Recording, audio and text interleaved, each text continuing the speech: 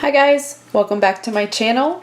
Today, as you can tell, we have a different setup than normal, and I am going to be showing you guys how I paint my nails using these products right here, 4 steps for this particular manicure. So if you're interested in seeing my nail routine and kind of how I get the manicure that you can see in the thumbnail, keep watching.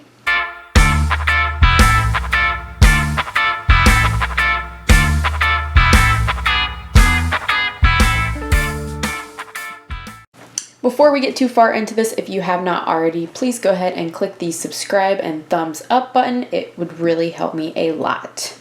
Alright, so I have a lot of the brand Hollow Taco here from the YouTuber Simply Nailogical. You certainly do not have to use that brand. That's just what I've been loving lately, so I have a lot of those. But you could use whatever you have on hand. The most important thing though is that you have a base coat, some kind of nail polish. You could be done after the nail polish and go straight to the top coat, but I have a little bit of a topper here that I'm going to be adding as well as an additional step. If you've got really dry hands or nails, you might consider using first a cuticle oil. This one is from LA Colors. You can get these at the Dollar Tree, very cheap, $1. My cuticles are pretty good right now. I've also already shaped my nails. You can probably see I have worked to get them into kind of a squoval shape. So make sure you make your nails whatever shape you want before you paint them. That way you're not filing on the paint and possibly messing up the manicure you just did. So I'm going to start with this base, which is a smoothing base. There's lots of different kinds of base. Some are meant for long-lasting wear polish.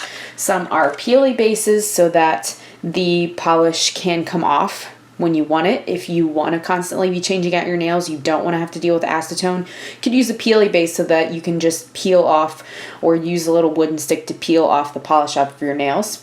This one is a smoothing base. I have a lot of ridges in my nails, and I used to use a buffer to kind of file them out, but it was filing too close really, and making my nails too thin, and they were breaking very easily because I was filing them too thin to try to get rid of the ridges. Now, why was I trying to get rid of the ridges?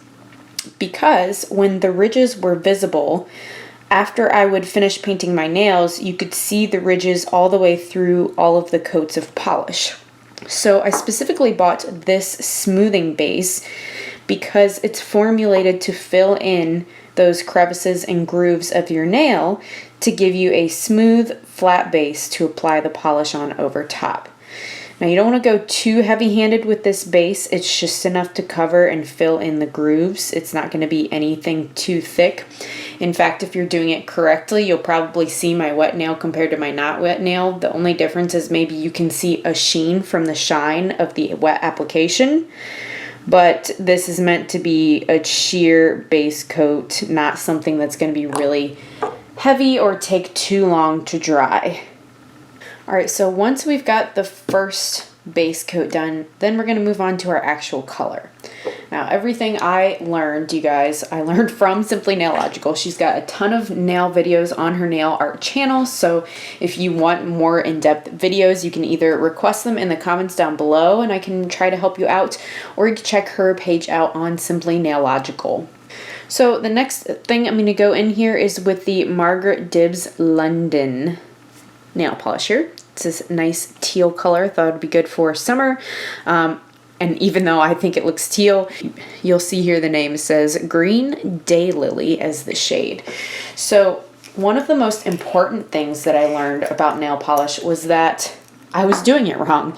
So I was just applying a really big, thick coat, and then it would take forever to dry. So I never wanted to deal with nail polish. So what I've learned from Christine, aka Simply Nailogical, is you're going to want to take your nail and you're just barely going to want to coat it. You don't want to do a thick coat. Just do a really thin little wash of color. It's okay if you miss some spots. It's okay if it's still somewhat translucent. You just want to do a really thin coat the first time. That way it will dry easier. If you do 2 really thin coats, it'll dry faster, I should say, not easier, versus one really thick one that doesn't want to dry and you're trying to move on to the next step and you can't yet. So if you're following along, go ahead and add one really thin coat of whatever polish you're using, and then we'll go on to the next step. Now for all of these steps, you're going to want to go ahead and alternate hands and not do all one hand and all the other hand for these steps. For example, I've got my thin coat on one hand done, nothing on the other hand. I'm going to go ahead and switch to the hand that has nothing done on it.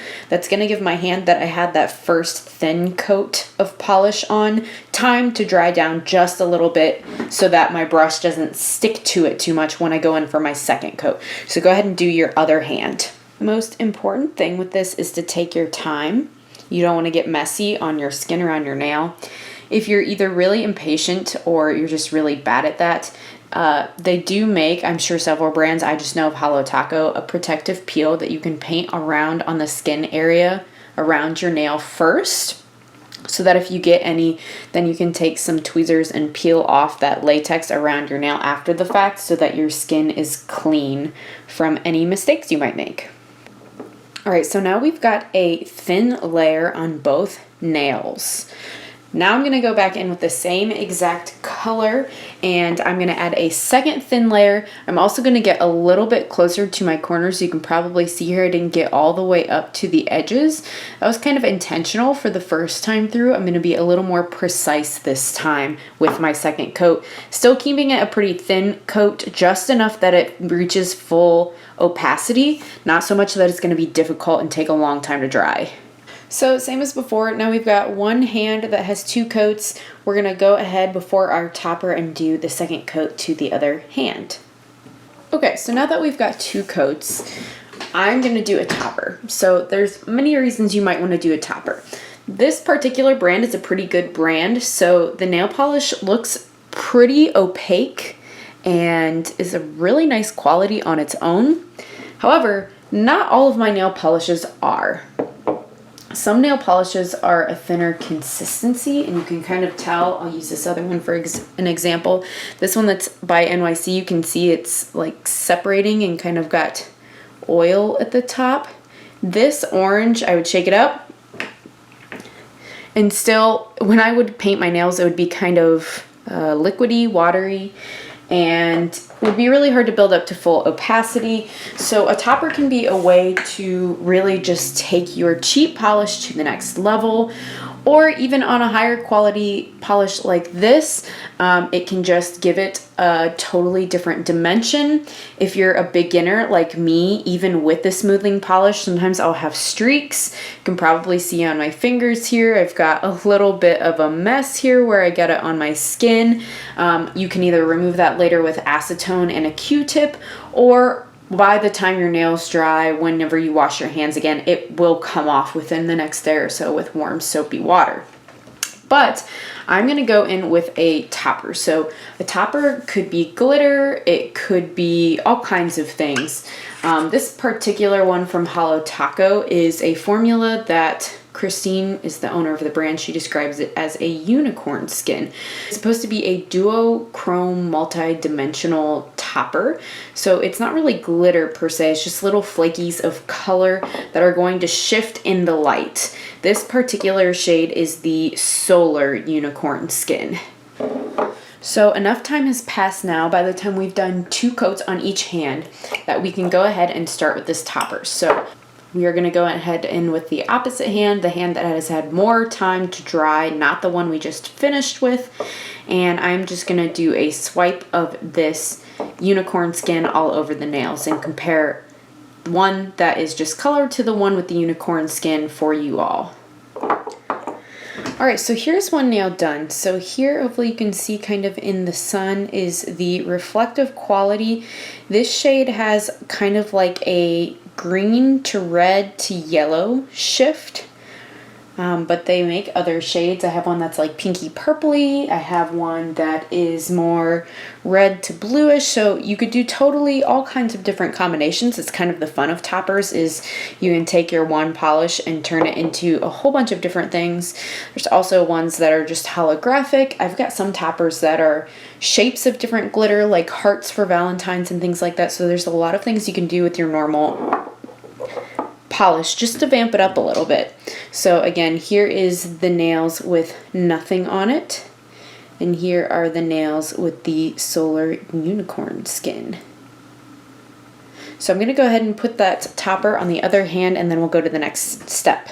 I also forgot to mention that by starting on that hand that had more time to dry, you'll notice on the applicator here, there is no blue. None of this color is coming up and getting on the brush because it's not 100% dry, but it's dry enough that I am able to put a kind of a thicker coat of this topper on top and it's not staining the brush at all, which is really nice. All right, so now I've got the unicorn skin on both hands here, and we've got one more step here. Now this is a top coat. Now, yes, you could skip the top coat. You might be thinking, okay, we literally have 4 layers on at this point because we did 1 base coat, 2 of the color, and then the topper. Well, remember, you don't have to do the topper. You could go from the color straight to the base coat. I mean, we could even be more extra if we wanted to. We could put multiple toppers. I mean, that could be holographic on top of the unicorn skin if I really wanted to, which I'm not gonna lie, I considered, but I think I'm not gonna be too extra for this first video at least. But we wanna seal it all in with a top coat. The top coat is what is going to seal everything in and hopefully prevent your nail polish from chipping.